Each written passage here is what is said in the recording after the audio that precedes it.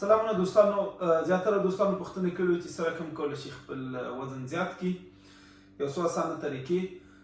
مهمترین هغه چې د دوستانو خوراک ده. بعضې خوراکونه دي لکه مثال پروټین کولی شي استفاده کوي که خوراک سره مشکلات زیات دي. زه خپله د وزن په زیاتولو کې د بیګ ماس په نوم پروټین دي چې زیات اندازه کاربوهیدرات لري، دغه نه استفاده کوم.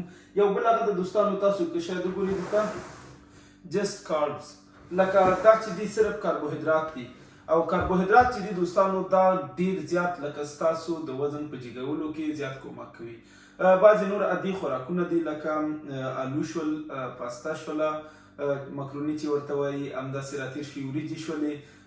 دغه شیان چې دي دوستانو په روزمره ژوند کې باید زیات استفاده کوي. دا چې دي په زیات اندازه کاربوهیدرات لري او دا د وزن په جګولو کې ډیر کومک کوي.